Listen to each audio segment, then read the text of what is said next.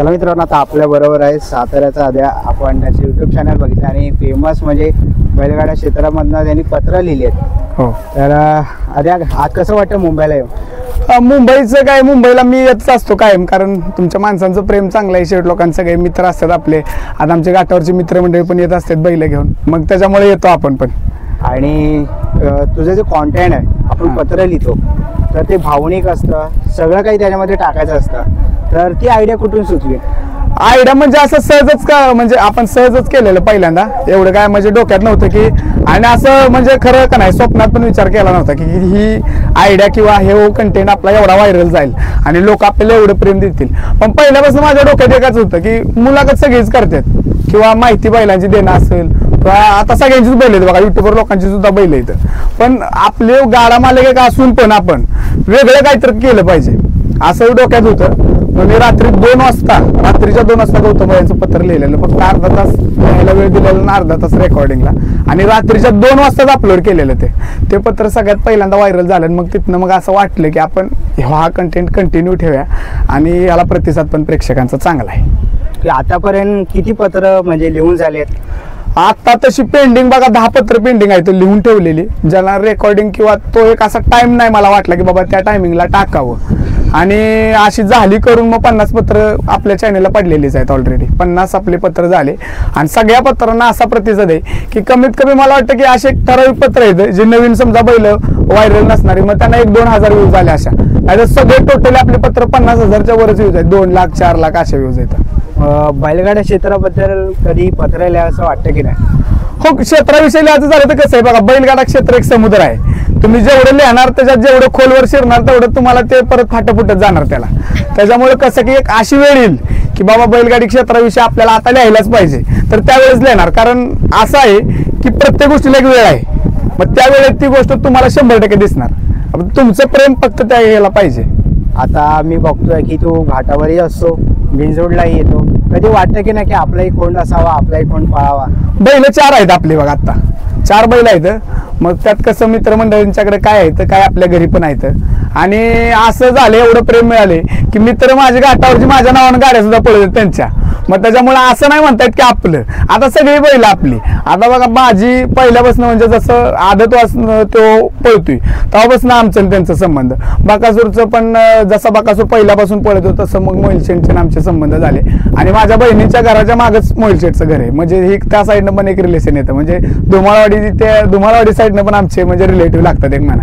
मग त्याच्यामुळे कसं झालं की सगळेच तुमचं प्रेम असल्यामुळे मग बैल पण ठेवली.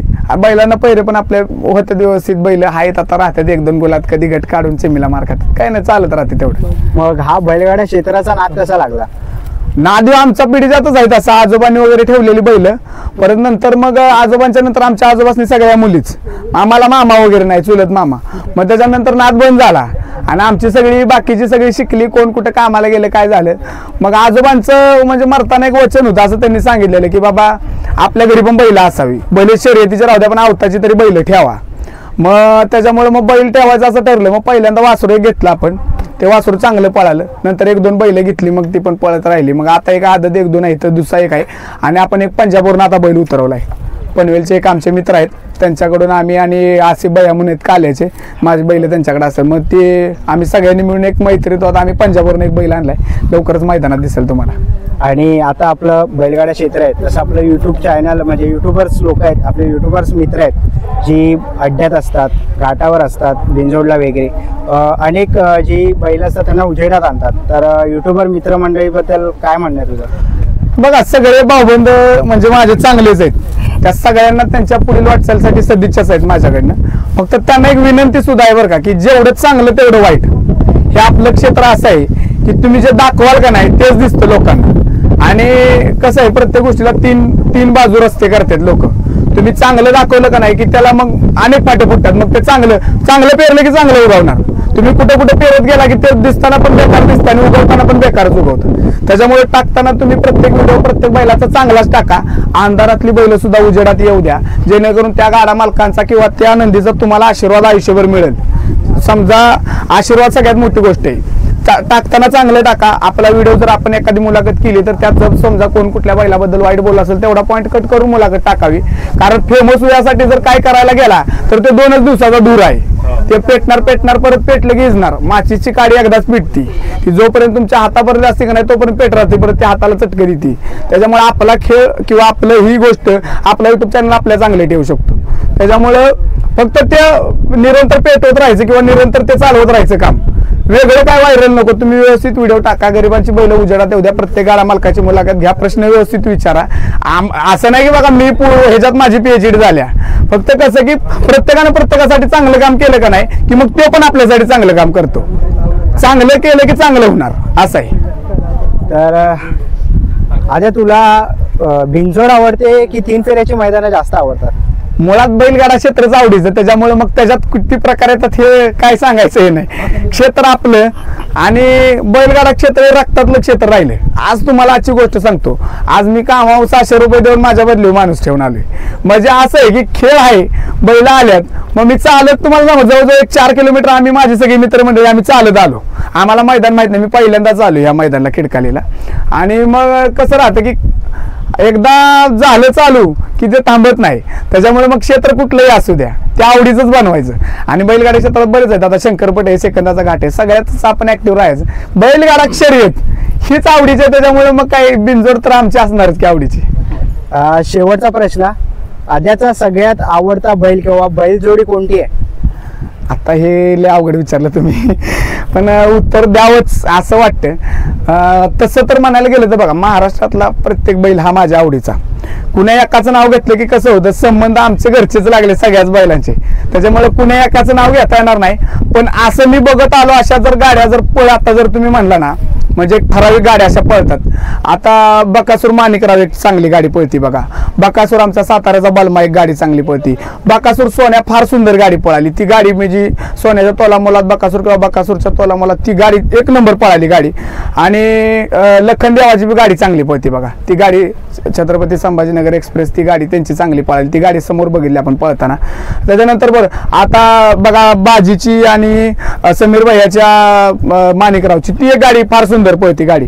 म्हणजे दोन्ही बैल एकाच पल्ल्याची लागली आणि दोन्ही बैलांची उडी एकसारखी लागली आणि एका क्षेत्रातली बैल लागली. त्याच्यामुळं पळ पण चांगला ती गाडी गावत नाही कुणाला. अशा बऱ्याच गाड्या आहेत. सांगताना कसं होतं की मला नावं पण तुम्हाला सांगता येणार नाहीत कदाचित. अशा गाड्या फार सुंदर सुंदर गाठाव गाड्या पळतात. तुम्हाला सांगतो एक गाडी पळती बघा कन्हैयाची आणि बालमाची. बालमा 40 सोनू मोनू कुसुर आणि कन्हैया एक आहे तुमचा याचा काने मावळचा कन्हैया. ती एक गाडी फार सुंदर पळती बघा. तो बैल खाली मान घालून पळतो बालमा. त्याचा पळच एक वेगळा आहे. बैल खाली मान घालून निकालापर्यंत खालीच मान घालून बैल पळतो तो एक बैल. ती एक गाडी छान पळती. म्हणजे अशी बरीच बैल आहेत. सगळ्यांची नावं सांगता येणार नाही. तसं म्हणायला गेलं तर बघा आता मथुर लखन पण ती पण गाडी छान पळाली. म्हणजे मथुर लखन ती गाडी आपल्याला असं वाटत होतं ते जर फायनल झालं असतं ती गाडी 1 नंबर करला असं प्रेक्षकांना वाटत होतं. अशा बऱ्याच गाड्या आहेत. सगळ्यांची नावं सांगता येणार नाहीत. आणि शेवटचा अजून एक प्रश्न आहे की आता जे बैलगाड्या क्षेत्रामध्ये नवीन बैला घेतात आहे किंवा बैलगाड्या क्षेत्रामध्ये आपले प्रेक्षक आहेत त्यांना तू काय सांगशील? प्रेक्षकांना एवढीच विनंती आहे की तुमच्यामुळं म्हणजे कुठं मैदानाला वेगळं वळण लागून देऊ नका. आपण मैदान बघायला येतो तर बघायचीच भूमिका घ्यायची. तिथं उगाच आपण कशाला मालक व्हायला जायचं. म्हणजे कसं होतं करणारं एक असतो आणि भरणारं एक असतो असं होतं. एखाद्याने समजा एखाद्याने बैल हुसकवला पलीकडे माणसं बघणारे शांत उभे असते त्यांच्या अंगावर गाडी गेली कुणाला काय दुखापत झाली. प्रेक्षकांना विनंती कशी की तुम्ही बैलांना सहकार्य करून लांबनच मैदान बघायचं. काय तुम्ही तिथं गेला नाही तर काय बैल कमी पळतो का तुम्ही पुढे असला आणि तुम्ही वराला म्हणजे तुमच्या आवाजावर बैल पळतो असं काही नाही. कोणच कुठलाच बैल असा नाही कुठलाच असा प्रेक्षक नाही की मी वाढलं म्हणून बैल वाढला असं काही नसतं. व्हिडिओ व्हायरल होणाऱ्या जागा होत्यात. पण कसं होतं की तुम्हाला उगाच दुखापत नको कुठं. बैलांना सहकार्य करून तुम्ही राहा. लांबनं मैदानं बघायची. प्रत्येक बैलांचे फॅन असतात प्रेक्षक. कुणी कुणाला वाईट कमेंट करू नका. सगळेच महादेवाचे निंदी चांगले पळतात. कसं चढ उतार होतो शहरात सवाशेर तयार होतो. त्याच्यामुळं कसं होतं की आपण नाचून उगाच त्याच्या विरोधात त्याला उभं करायचं ह्याला काही मजा नाही. आणि सगळ्यांनीच अभ्यास करून या क्षेत्रात यावं. सगळ्यात पहिल्यांदा गोष्ट प्रेक्षकांनी सुद्धा नंतर आपल्याला दिसतंय पुढे बैल पळते म्हणून जाऊन बघणं नाही. प्रेक्षकांनी सुद्धा अभ्यास करूनच मैदान बघायला यावं. आणि सगळ्यांनीच जो नवीन येणार आहे ना क्षेत्रात अभ्यास करूनच बैल घ्यावी. पाळानो घरं जळली काही लोकांची. आता आम्ही बघत आलो हे सगळं. आम्ही म्हणजे कसं आम्हाला सगळे तुमची साथ आहे मित्रांची साथ आहे म्हणून आपण नाद करतोय. नाद काय चांगला नाही. म्हणजे असं म्हणायला गेलं तर अभ्यास करून जो आला ना त्याचा खेळ 100% होणार. तो गुलालात पण राहणार. अभ्यास करायचं तर उगाच नुसतं माझ्या जोडीदाराचा आहे आणि त्याला मी बैल द्यायचा म्हणून पळवणार, त्याला मजा नाही. अभ्यास करून उतारात खेळ चांगला आहे मित्रांनो. तर धन्यवाद तुझा अमूल्य वेळ दिल्याबद्दल, आणि तुझ्या चॅनललाही माझ्या चॅनलकडून खूप साऱ्या शुभेच्छा. असं तुझं चॅनल आणि भरभराट होत राहो. थँक्यू. आभार आहे.